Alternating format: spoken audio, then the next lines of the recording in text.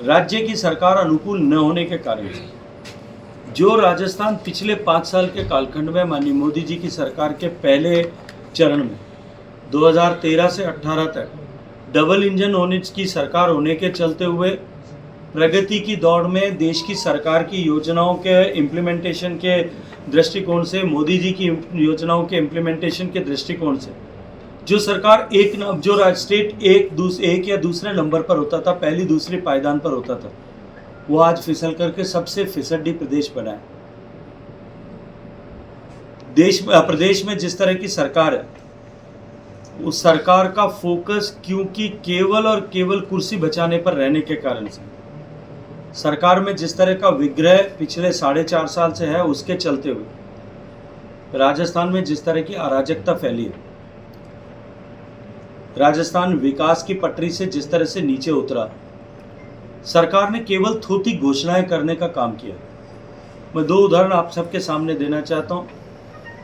वैसे मैं चुनौती के साथ में कह सकता हूं कि कोई भी ऐसी बड़ी परियोजना जिस परियोजना को राजस्थान की सरकार ने 2018 से लेकर के 2024 तक घोषित किया हो, उनमें से एक भी परियोजना को पूरा नहीं किया हो, एक भी परियोजना को राजस्थान सरकार आज तक पूरा नहीं कर पाई, धरातल पर नहीं उतार पाई।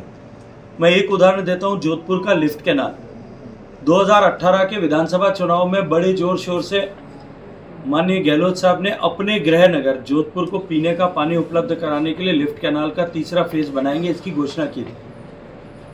2019 के पहले बजट में उसका उल्लेख किया गया था और अब जाकर के 2024 में उसके ऊपर काम शुरू हुआ और उसका काम करने में भी कम से कम 2 साल का समय लगेगा। मुझे अखबार में मैंने देखा कि 2020 में जो जैसलमेर में मेडिकल कॉलेज घोषित हुआ था, आज आप समाचार पत्रों में आप सब मित्रों ने छापा है कि अब उसका शायद काम शुरू हुआ है। 2020 से लेकर के 2024 तक मैं पूछना चाहता हूं कि आप किसका इंतजार कर रहे थे? अगर 4 साल पहले आपने ये किया होता और भारत सरकार ने जो संसाधन उपलब्ध कराए इस मेडिकल कॉलेज को बनाने के लिए, जो 60% पैसा भारत सरकार ने दिया है, उसका अगर आपने उपयोग किया होता तो आज 4 साल में ये बन करके पूरा हो जाता। बच्चों को यहाँ शिक्षा की सुविधा मिलती है और उसके साथ साथ में यहाँ के लोगों को इलाज के लिए जोधपुर जाने की आवश्यकता से मुक्ति मिल जाती। मुझे लगता है देश में इसकी चर्चा प्रारंभ हुई है, लेकिन एक बात कह सकता हूँ, जनसंघ के ज़माने से हमारा संकल्प था, जब जनसंघ बना था तब से ही हमारा संकल्प था कि हम जब कभी भी अनुकूल अवसर आएगा, हम देश से धारा 370 को हटाएंगे। और 1952 से लेकर के हर चुनाव के घोषणा पत्र में भारतीय जनता पार्टी ने, भारत के जब केंद्रीय लोकसभा के चुनाव होते थे, तब उन केंद्र सरकार की चुनी जाने के लिए चुनाव होते थे, तब हमेशा हमने अपने संकल्प को उसमें दोहराया। हमारे विपक्षी मित्र कहते थे ये 370 हटाने की चर्चा करते हैं जो कभी हो नहीं सकता,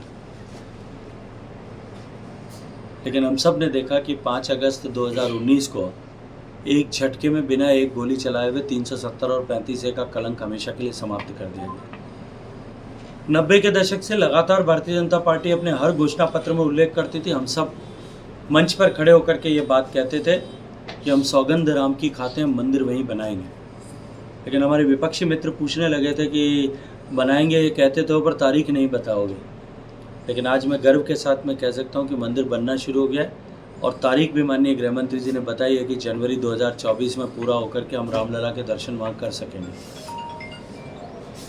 ये भारतीय जनता पार्टी है, संकल्प जो करती है उसको पूरा करती है। अनुकूल समय आने दीजिए, निश्चित रूप से ये जो विषय आपने सामने चर्चा की है, ये विषय भी देश की जन भावना के अनुरूप पूरा होगा। मुझे लगता है कि किसी विषय को बिना वजह तुल देने का जो है वो मामला ये है, क्योंकि सामने बरसात होने वाली थी, जो सूची बनी थी उस सूची में जो नाम लिखा गया तो वो नाम अनाउंस किया। ये भारतीय जनता पार्टी का परिवार है मित्र, कि तुरंत, और हमारी सेंट्रल लीडरशिप की सदाशत है कि उन्होंने तुरंत कहा कि नहीं, पहले आप जो है मेरे पहले अगर आप देना चाहें तो आप भाषण दे सकते हैं। और मैं तो, आप मंच पे नहीं थे, आपने सिर्फ सुना हुआ बात कही होगी या जो टीवी में देखा होगा उतना ही करें। मैं तो बिल्कुल पड़ोस की कुर्सी पे बैठा था।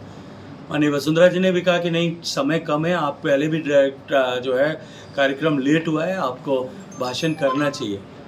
तो भी गृह मंत्री जी ने कहा कि नहीं, आपको 2 मिनट आप बोलेंगे तो संदेश अच्छा जाएगा। अब इसमें कहाँ राजनीति ढूंढने की आवश्यकता है? क्रिकेट में भी ऐसा कुछ नहीं हुआ है। कार्यकर्ताओं में के बीच में कहीं आपस में कोई छोटा मोटा विषय होगा, विषय समाप्त हुआ।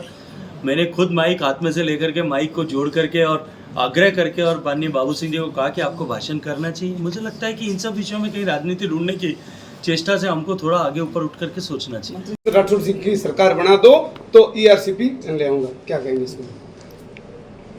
मैं ये फिर कहूँगा और आधिकारिक रूप से कहूँगा, ERCP को रोकने के लिए राजस्थान की सरकार ने जिस तरह का षड्यंत्र किया, अपनी राजनीतिक महत्वाकांक्षाओं के लिए ERCP को जिस तरह से फुटबॉल बनाया, 13 जिलों के प्यासे कंठों के साथ में जिस तरह से राजनीति की, भारत सरकार के तय नियमों के विरुद्ध भेज करके प्रपोजल्स को उसको अटकाया।